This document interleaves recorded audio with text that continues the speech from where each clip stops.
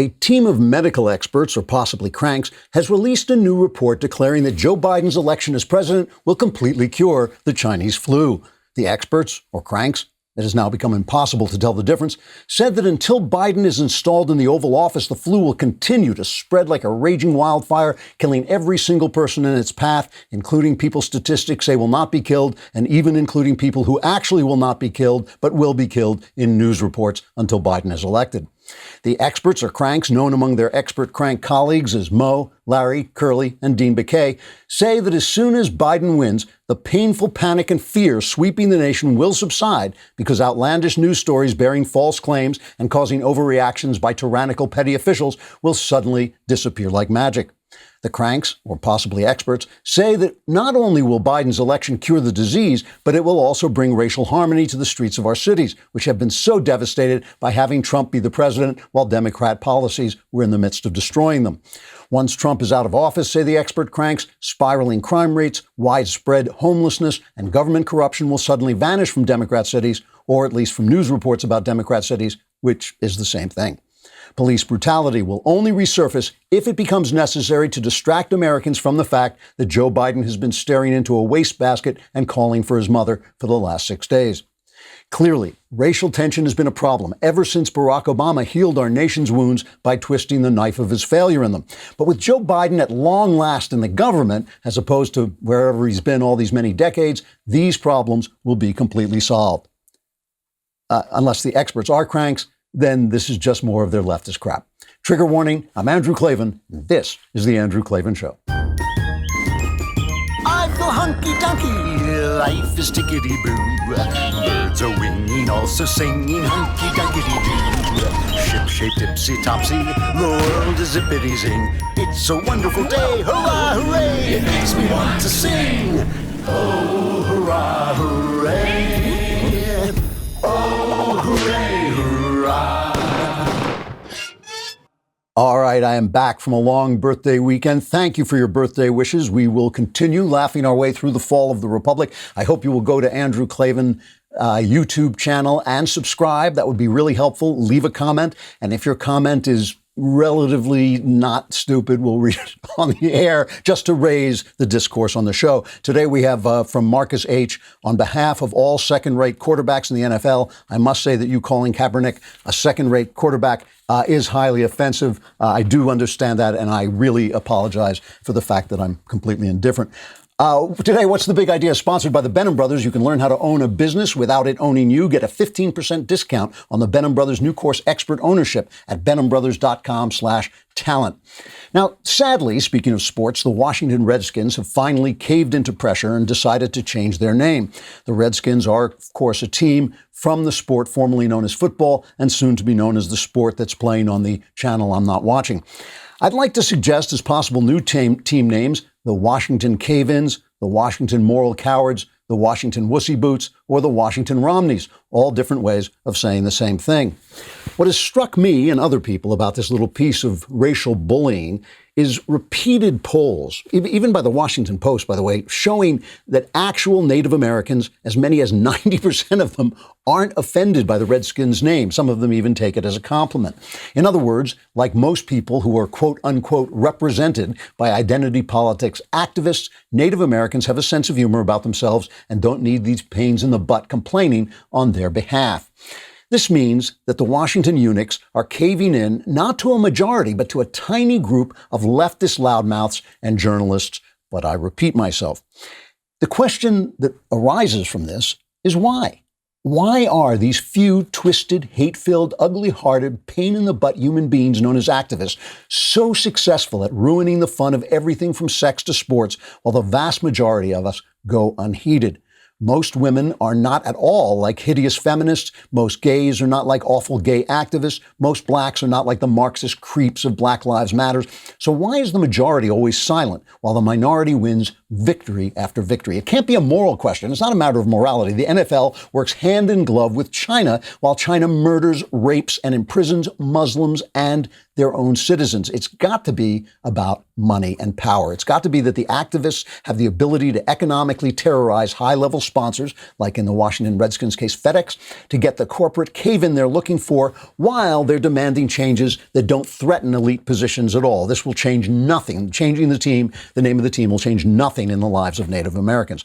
So if that's true, we need to understand this is not a moral battle, and we shouldn't allow it to be posed to us that way. This doesn't require compromise. It doesn't require discussion. We're just in the same old ancient fight between freedom and truth and power and money. The outcome will be the same as always. The truth will be crucified, and the truth will never die. So you have to decide, we all have to decide, whose side are we on? Let us talk for a minute about a way to get more truth in your head, which is Ashford University. It is really, really tough to get an education while you're working, but Ashford can help. And if you have your big dreams, which you should, then you need to figure out how to actually make those dreams a reality. Ashford University is the place to go. Online bachelor's, master's degree programs, they allow you to learn on a convenient and flexible schedule. At Ashford, expert faculty teaches you real-world skills from real-world experience in online classes built for life's twists and turns. You can learn from home. You can pursue a degree in one of Ashford's 60-plus programs, business administration, healthcare administration, psychology, and so on. With 24/7 access to your classroom, daily support, and financial aid, Ashford gives you the tools you need to help make your dreams a reality. Dare to dream big. Your tomorrow starts today at Ashford University. There's no fee to apply or standardized testing required to enroll. Go to ashford.edu/Andrew. That's ashford.edu/Andrew. ashford.edu/Andrew. Not all programs are available in all states. The mailbag is tomorrow. Get your questions in. Again, if you'd like to send video questions, we love them. but we will take all your questions. Go to dailywire.com. You got to be a subscriber. So subscribe while you're there. Hit the podcast button, the Andrew Klavan podcast. Hit that little mailbag symbol. Ask me anything you want about religion, about politics, about your personal life. All my answers are guaranteed 100% correct and will change your life.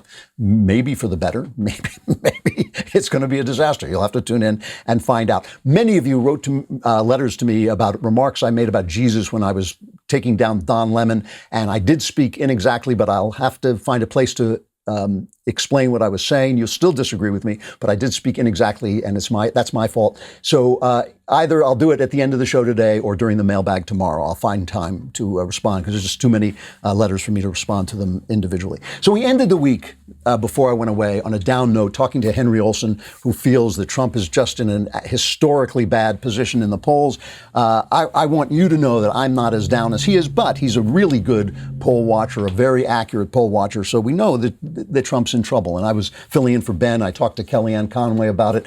In between all her brilliantly done defense of Trump, she did admit that she at least knows this and is trying to get the word through to the president. And some of this is, turning around. But really, the fight we're in goes beyond this. I was thinking about this all weekend. We can't live from election to election. We can't live and die on Donald Trump. That's not the way this is going to work. If we're fighting for the country, the fight for the country goes on. It goes on every day. And the thing about it is this fight has now come to your feet. If you want to know where the front lines of the fight for America are, look down at your toes. That's the front line. And so this is the question I get every day. Every single day I get a letter saying, what am I supposed to do? What am I supposed to do? And how can I? And what am I going to do? And I've got this and I've got this problem. And the thing is, this is always true.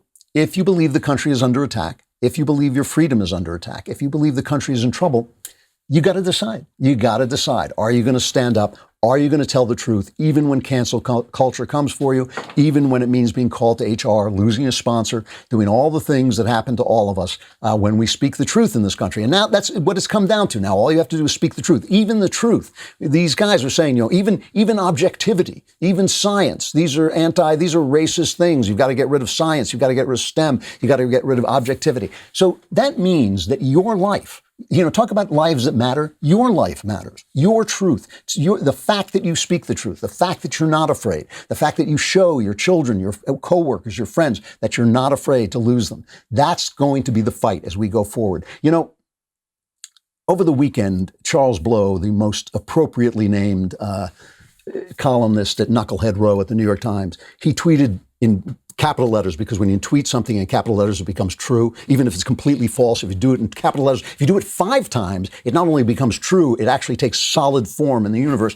So Charles Blow said there's no such thing as cancel culture. This is a new thing that they're doing. This is Charles Blow of the New York Times. There is free speech. You can say and do as you please, and others can choose never to deal with you, your company, or your products ever again. The rich and powerful are just upset that the masses can now organize their dissent. So this is McCarthyism. This is Joseph McCarthy. You know, some people say that McCarthy was a hero. Not really true. He was a sloppy drunk who did things in a really bad and dishonest way and set the fight against communism back. Many of the communists that he was attacking had already been thrown out of the State Department, but he did have a point that they had gotten into the State Department. They had infiltrated our government. But all we've heard for 50 years is McCarthyism, oh, the evils of McCarthyism, movie after movie about McCarthyism. Well, you had the right to be a communist. It's just that McCarthy could destroy your reputation and career. That's all. So the same thing is true. Now Charles Blow is a McCarthyist.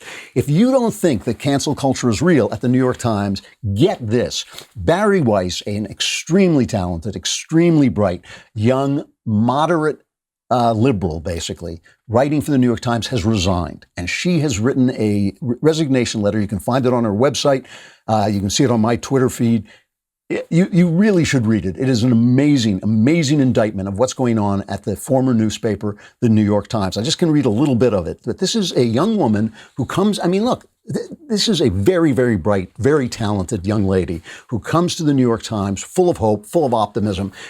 You know, just think about it yourself. I mean, if you've got kids, if you are a kid, if you know what it's like to desperately want a career, this is basically the gold ring. She grabbed the gold ring. She has got the big job in written journalism, which is being a columnist for the New York Times. This is what she says, why she's leaving. Twitter is not on the masthead of the New York Times, but Twitter has become its ultimate editor.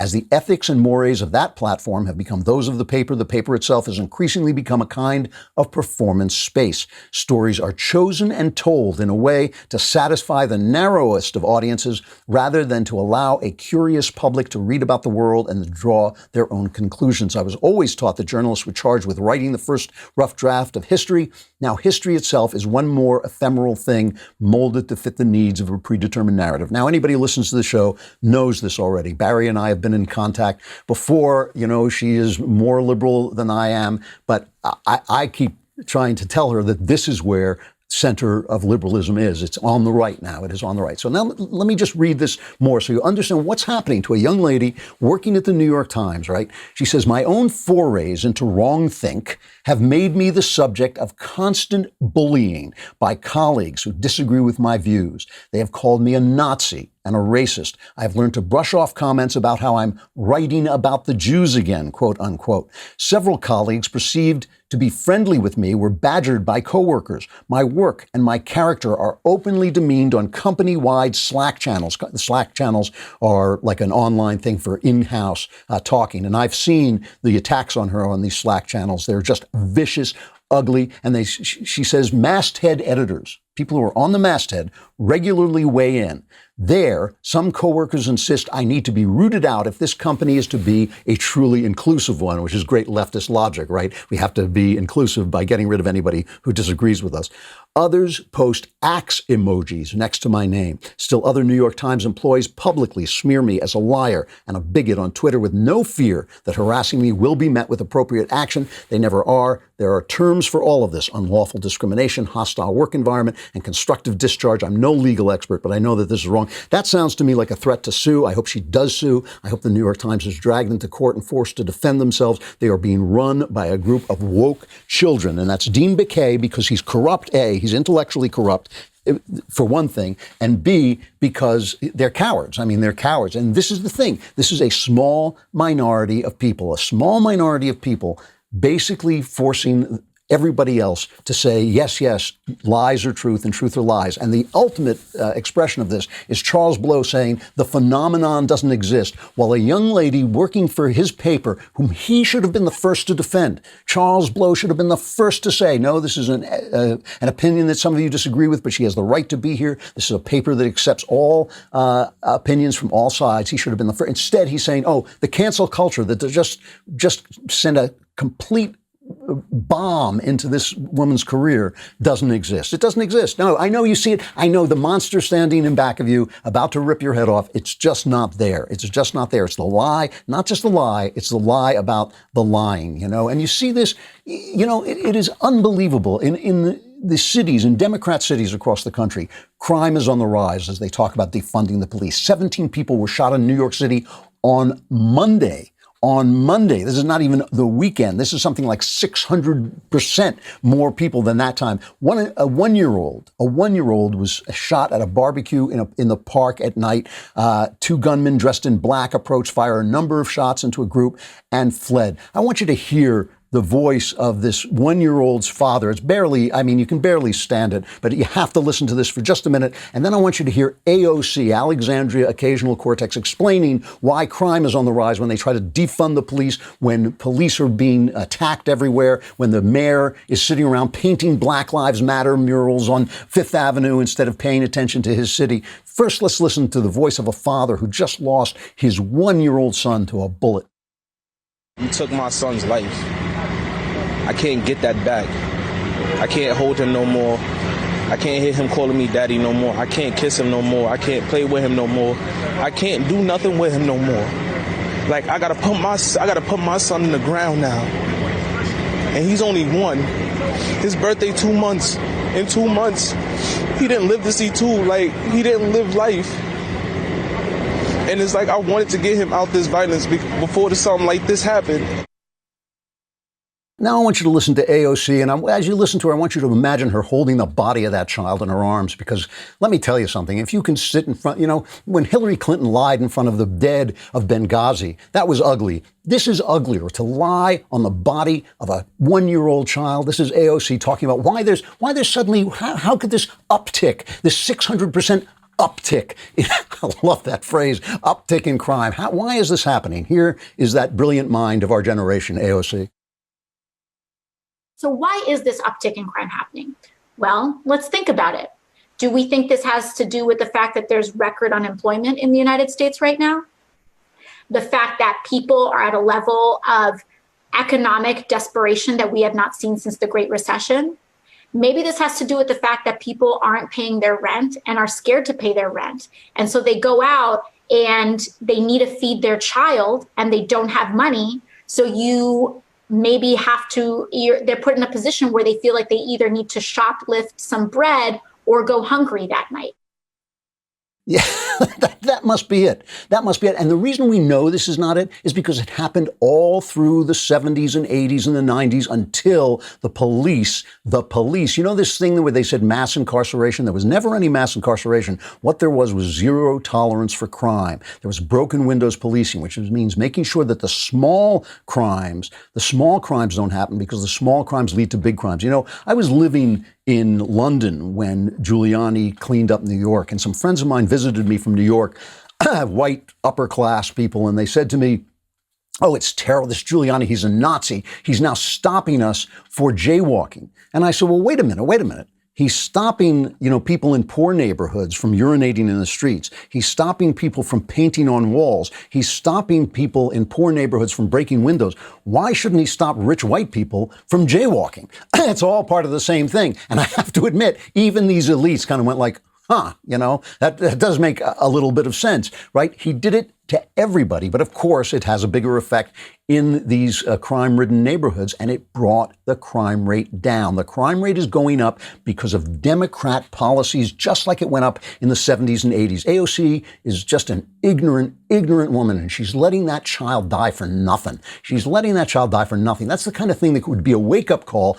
But because it's not a black guy killed by a white cop, and because the narrative is set by the Democrats, because they own the territory of communications, that's what we have to talk about. Why are Republicans talking about reforming the police? That's not the problem. Yeah, again, I'm always happy to reform the police. I'm always happy for any power center to be overseen. But that's not the problem in black neighborhoods. The problem is fatherless homes. The problem is people not getting an education. The problem is people not supporting an education. The problem is people listening to music about how great it is to kill the police. The problem is leftism telling them that they will be freed by defunding the police, when most of them, I'm sure, the large majority of them know the truth, that is a death sentence. All right, we got to stop for just a second and talk about a great charity, Cars for Kids. You probably know it. They have that jingle that like sticks in your head. It now says in the copy, it says that I'm supposed to sing part of the jingle, but not everybody knows this. Cars for Kids probably didn't know this, that every time I sing, an angel dies. But it's 1877, that whole thing. So Cars for Kids is where you donate your car to help children get a better life, right? So Cars for Kids makes the process of donating your car quick and easy. It takes just about 2 minutes. They handle all the details, all the paperwork. All you need to do is schedule a pickup and sign the title. Pickups are contact-free. You leave your signed title with the keys to the car to avoid unnecessary contact. Your car donation is fast and free, usually picked up within 24 hours, and Cars for Kids will take your car even if it's not running. It's tax deductible. Your tax deduction is based on the sale of your car. Car for Kids works hard to sell your car for the best price. So with Cars for Kids, you get professional service, a convenient pickup, a maximum tax deduction, a vacation voucher. They'll also give you 3 days and 2-night hotel stay. Donate today at carsforkids.org/Klavan. That's cars with a K, K-A-R-S, the number 4, KIDS.org/Klavan. They'll give you the donation experience you deserve. carsforkids.org/Klavan. You got to learn how to spell Cars for Kids, so you may not have time to learn how you spell Klavan. So I'll tell you, it's Klavan. There are no You talk about there's no cancel culture. I just love this. I love this. Pay no attention to the man behind the curtain. It really is true. They want to silence you to the point where you can't even say you've been silenced, And it's coming for all of you. It is coming for all of you. It is everyday life now. It is your life in your business. It is your life if you're trying to set up a business. It's your life if you're just a teenage kid who wants to have friends on Facebook and doesn't want to be bullied. That's what it is. It's bullying. These guys talk about, it's so evil that if you're bullied, if you're transgender, you get bullied. Well, I'm against all bullies. I've been fighting bullies all my life. Like right now, that's what I'm doing. I've been fighting bullies all my life. And it's like, this is bullying. This is bullying. But not only are they going to punch, Raymond Chandler had a great line about the mob. He said they punch you in the face and then they kick you in the stomach for mumbling. They knock out your teeth and then they kick you in the stomach for mumbling. That's Charles Blow. Charles Blow wants to bully you, but he wants to bully you so badly you can't even say that you've been bullied. He wants to bully you to the point where you will say, I'm not being bullied. Just please stop bullying me. And I'll say that I'm not being bullied. Lawrence Krauss, a theoretical physicist, wrote a piece, I don't know, it was over the weekend, I think, in the Wall Street Journal. He's a theoretical physicist, right? And he says in the 1980s, and listen to this is important, okay? This is important to talk about the origin of this. He says, I was a young professor of physics in the 1980s, astronomy at Yale. Deconstructionism was in vogue in the English department. We in the science departments would scoff at the lack of objective intellectual standards in the humanities, epitomized by a movement that argued against the existence of objective truth itself. This was deconstruction. Everything was a narrative. Everything could be deconstructed, except, of course, leftism, because leftism was always what was left. So they had a movement that was against the existence of objective truth, arguing that all such claims to knowledge were tainted by ideological biases due to race, sex, or economic dominance. It could never happen in the hard sciences, we thought, except perhaps under dictatorships such as the Nazi condemnation of Jewish science or the Stalinist campaign against genetics led by Trofim Lysenko, in which literally thousands of mainstream geneticists were dismissed in the effort to suppress any opposition to the prevailing political view of the state. Now, obviously, what he's about to say is we were wrong. He said, so we thought. Now this has come to the sciences. And I'll tell you more about that in a second. But first, I just want to pause and point out where this came from. It came from the English department. The place that doesn't matter. The place the conservatives never pay any attention to. The arts, they never pay any attention to it. The culture that we never pay any attention to. That's where this came from, like a cancer. That's where it started. And it's like the conservatives thought, science will be safe. But all the conservatives will go into the sciences. All the conservatives, you want to meet the conservatives, you go to the engineering schools, you go to the hard sciences. That's where the conservatives are. But it ain't true. Once you let this stuff in, there's this Egyptian journalist. It always kills me when these people come from Muslim countries and come here and talk about patriarchy. Obviously, a loon, Mona Eltaway, her name is. And she wants to explain in simple terms that even you might understand, even someone as foolish and stupid as you might understand what patriarchy is. So I just want to play a little bit of this so you understand this is the level of thinking in the humanities in this country, and this is the level of thinking that's coming after the sciences, as I'll tell you after she speaks. People don't see it. It's like asking a fish, what is water? When you ask a fish what is water, it doesn't know what you're talking about. What are you talking about? What is water? Because it's the very air we breathe is patriarchy. So it's universal. And then depending on where you live, each one of those tentacles of the octopus is that oppression that keeps patriarchy alive. So what we have to do in this moment is see that octopus. And I'm sorry, octopus, I know you're a beautiful creature. You're very intelligent, but you're also very devious because you get through cracks. And I want us to start cutting off all of those tentacles in order to destroy patriarchy. Because when people ask me, what is feminism? Feminism is the destruction of patriarchy. So I'm coming for you, octopus. This loon is a Yale professor. I mean, she's not, but she could be. This is the level of thought that's happening in the academy now. If you don't believe me, go and read the abstracts in their humanities papers. And the fact that we don't pay attention to it because it seems so silly to us is really, that big lump in your neck is silly. I'm not going to go to a doctor about that. It's just a silly look. That's what it's like. This is a cancer. And it's the culture that spreads this stuff because ultimately they come for you. So now, going back to this op-ed by Lawrence Krauss, a theoretical physicist, he then tells what's happening in the science. In June, the American Physical Society, which represents 55,000 physicists worldwide, endorsed a strike for Black lives to shut down STEM, quote unquote, in academia. It closed its office not to protest police violence or racism, but to, quote, commit to eradicating systemic racism and discrimination, especially in academia and science, stating that physics is not an exception to the suffocating effects of racism in American life. At Michigan State University, one group used the strike to organize and coordinate a protest campaign against the vice president for research, physicist Stephen Hugh, whose crimes included doing research on computational genomics to study how human genetics might be related to cognitive ability, something that to the protesters smacked of eugenics. They don't even want this information out. They don't even want people to study racial differences in genes. They just don't want it to happen in case it says something that goes against their lived experience, right? They want their lived experience to overcome physical reality. At Princeton on July 4th, more than 100 faculty members, including more than 40 in the sciences and engineering, wrote an open letter to the president with proposals to disrupt the institutional hierarchies perpetuating inequity and harm. This is the thing. In other words, facts have to go. Objectivity has to go. And if you don't think this has a real effect on your life, you tell me what you know about the Chinese flu, because I read everything. I look at everything so I can bring you information. I don't even know what's going on with the Chinese flu. I talked to my daughter yesterday. She's not a political person. She just wants to keep her family safe. She doesn't know. She doesn't know what to be afraid of. She doesn't know what to worry about. How could anybody know? How could anybody know when everything is like, Bill de Blasio said, I'm going to ban major gatherings like church services, but not Black Lives Matter protests. Well, that's so important. That is so important. Praying to God, not important. Black Lives Matter protests, important. That's the way they're thinking. I mean, they're living in a non-objective world. Listen, I'm a big proponent of the inner life. I'm a big proponent of how people feel and how they experience life. That's what life is all about. But it has to be in keeping with the outside world. Your feelings have to be in keeping with the outside world. If you're walking around thinking, that a black helicopter is following you down the street, you're just a paranoid schizophrenic.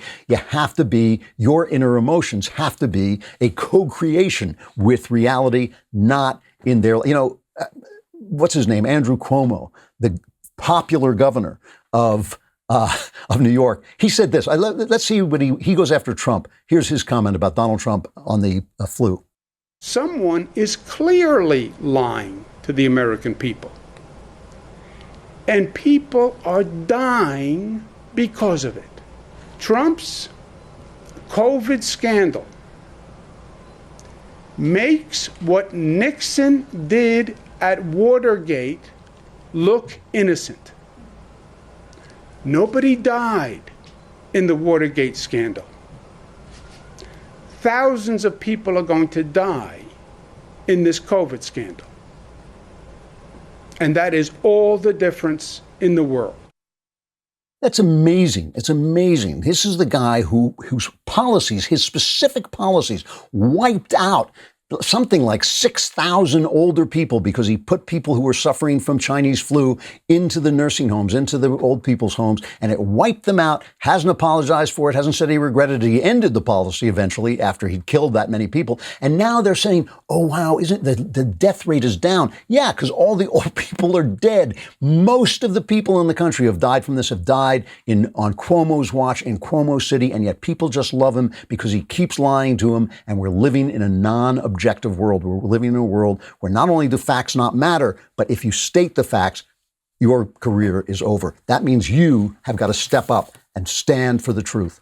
All right, let us talk about, some of you probably want a Helix sleep mattress because you want to sleep. You weaklings. I, who never sleep, just like my Helix sleep mattress because I like to be comfortable while I'm lying awake thinking, why can't I go to sleep? But Helix Sleep has a quiz that you take. It takes just 2 minutes to complete, and it matches your body type and sleep preference to the perfect mattress for you. Whether you're a side sleeper, hot sleeper, you like a plush or firm bed, with Helix, there's no more confusion and no more compromising. You get the bed you want. Just go to helixsleep.com/Klavan, take the 2-minute sleep quiz, and they'll match you to a customized mattress that will give you the best sleep of your life, or in my case, the best lying awake experience of my life. I took the quiz. I was matched to the Helix Midnight Lux. The Midnight Lux is a medium firm designed for side sleepers, or in my case, side liars, because I'm just lying there. Right now, Helix is offering up to $200 off all mattress orders at helixsleep.com/Klavan. Get up to $200 off at helixsleep.com/Klavan. And you can lie awake like me all night thinking, how do you spell Klavan? It's K-L-A. There are no easy Klavan. I just said that. I just said it already, but I just make it look this easy. Go get Ben's book. Don't just sit around doing nothing. Ben Shapiro has a new book called How to Destroy America in 3 Easy Steps, which is prophetic at this point. The book goes on sale Tuesday, July 21st at 6 p.m. Eastern, 3 p.m. Pacific. Ben will be doing a virtual live signing event on the day of release. With your purchase of a signed copy, you can write in a question which may be read and answered as he signs your book live on the air. You can pre-order your signed copy and write in your question at dailywire.com/Ben. How to Destroy America in 3 Easy Steps details how this alternate worldview of the left has gained so much cultural ground so quickly. That's dailywire.com/Ben to order your signed copy and join Ben's live signing on Tuesday, July 21st. And while you're at it, go on and subscribe. Get a Reader's Pass. If you don't want to get the All Access Pass because you're just too damn cheap, get the Reader's Pass. It's only $3 a month, only 99 cents for the first month. You get the mobile app, ad-free articles, and access to exclusive editorials like one by Ben. Anti-Racism Crusade seeks to eradicate everything we share. Go on and subscribe so you can be on the mailbag. Tomorrow, we've got Senator Ted Cruz coming right up.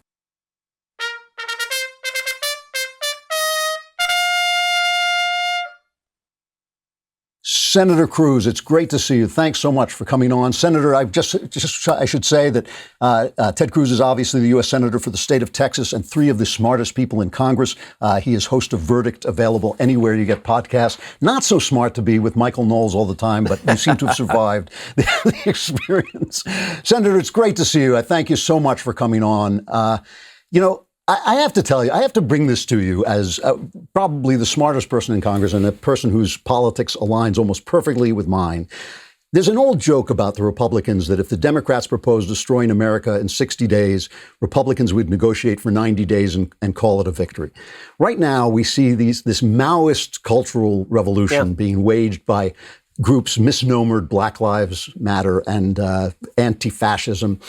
And the Republicans seem to be kind of compromising, saying, well, maybe we should take down some statues. Maybe we should reform the police. Instead of, and it just comes across as weak. Have Republicans lost the nerve to fight this battle? Well, listen, there's no doubt that we need leaders to stand up and defend our nation and defend our Constitution, our Bill of Rights, defend our history. And I don't think, being fair addressing it, that it is compromising to say we need to do better when it comes to moving towards justice. Our whole history of our nation has been a journey to greater justice. So you look at something like police reform. What happened to George Floyd was horrific. It was wrong. It was a violation of civil liberties. Those officers committed criminal offenses. They're rightly being prosecuted.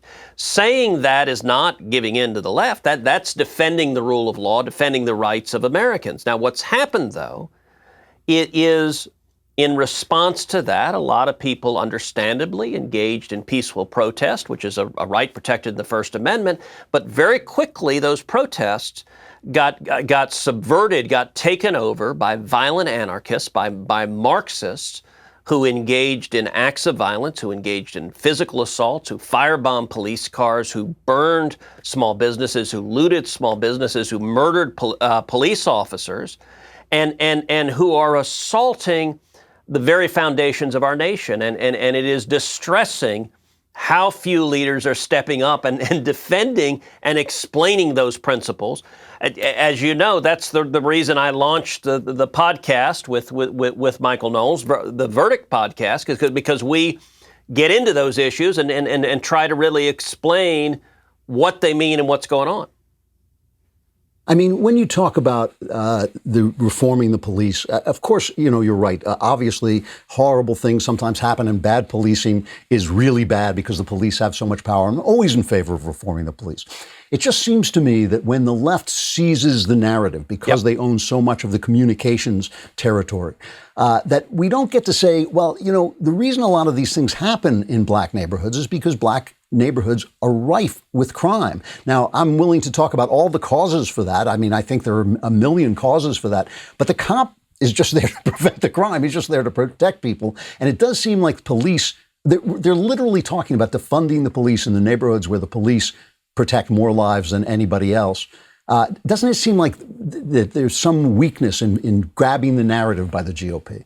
Oh, look, there always is. Republicans are terrible at engaging in the narrative.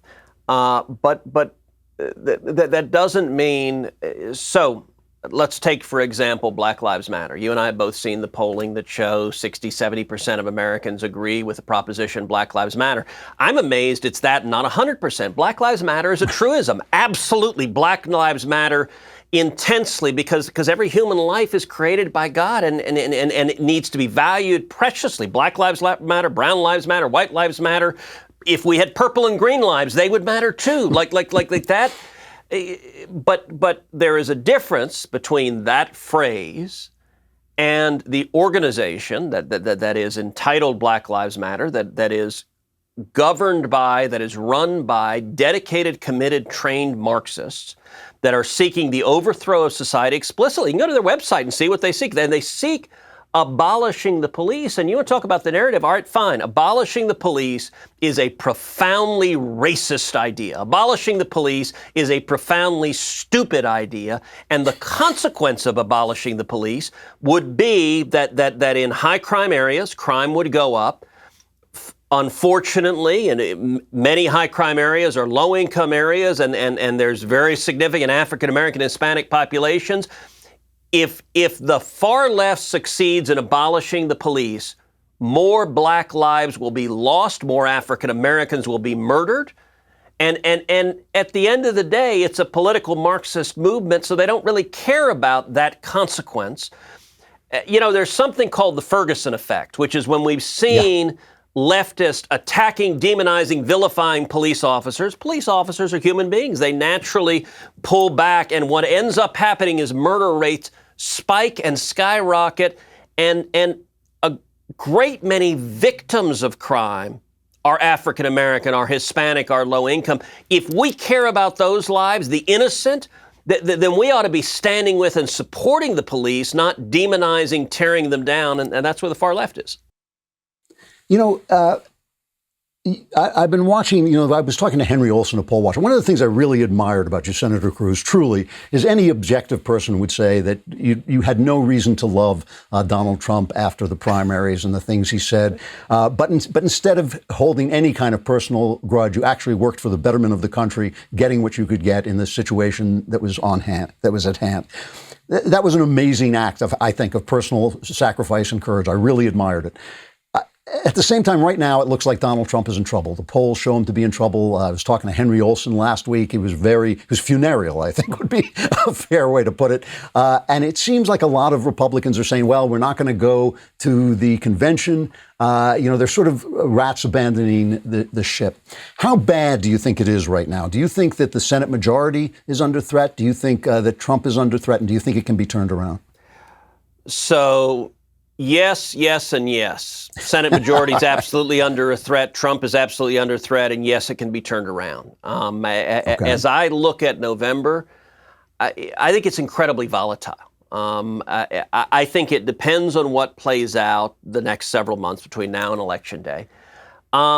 If things get better, if we see the COVID numbers go down, if we see people going back to work, if we see a sense of optimism, if people have hope the economy can come back, I think we could see a phenomenal election. I think the president could be reelected with a significant margin. I think we could grow our majority in the Senate. And I think we could retake the House of Representatives. So that's one outcome that I think is entirely possible and in play.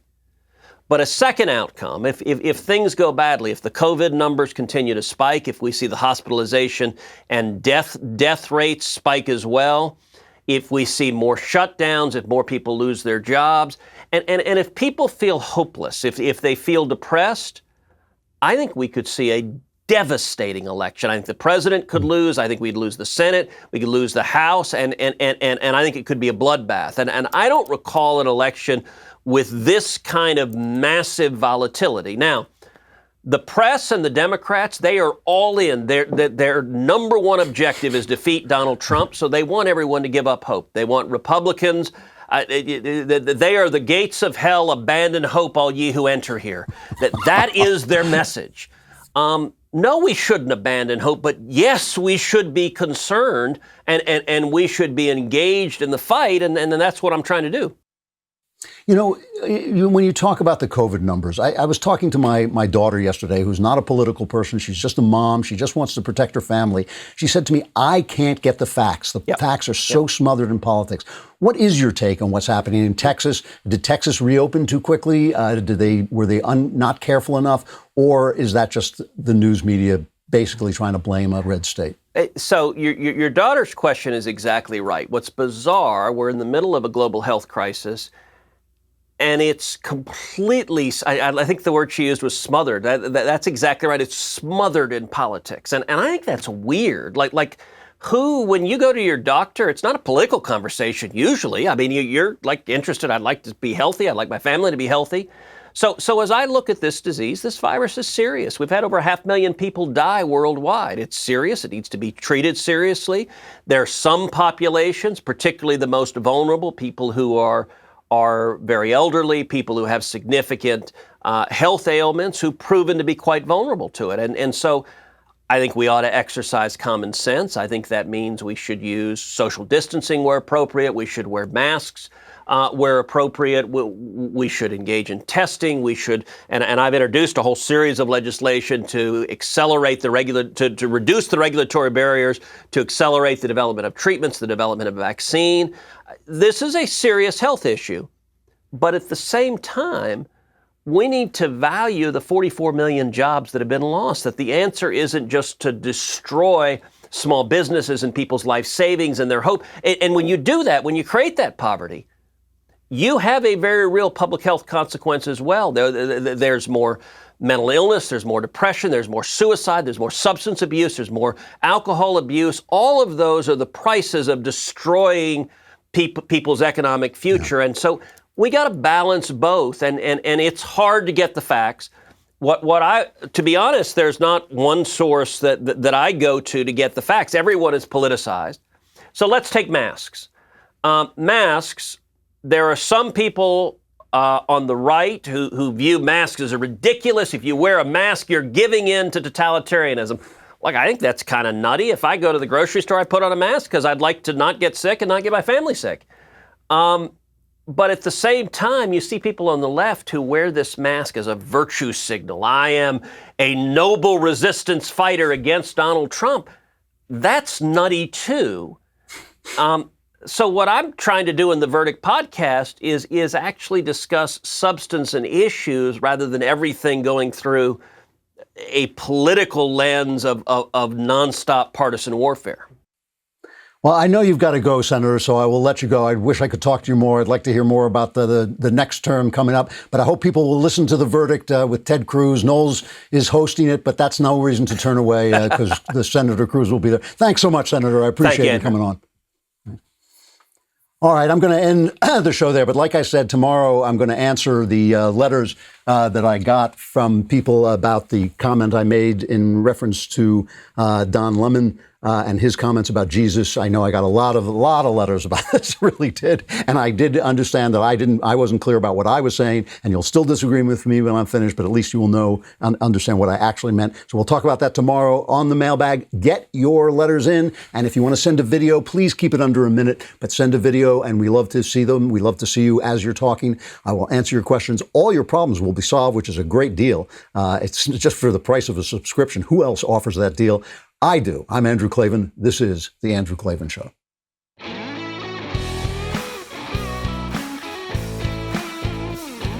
The Andrew Klavan Show is produced by Robert Sterling. Executive producer, Jeremy Boring. Technical producer, Austin Stevens. Our supervising producer is Mathis Glover. Assistant director is Pavel Wadowski. Edited by Adam Sayevitz. Audio mixed by Robin Fenderson. Hair and makeup, or head and makeup, by Nika Geneva. Animations are by Cynthia Angulo. Production assistants, McKenna Waters and Ryan Love.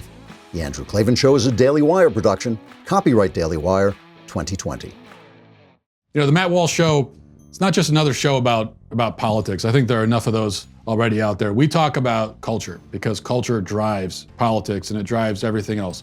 So my main focuses are life, family, faith. Those are fundamental, and that's what this show is about. I hope you'll give it a listen.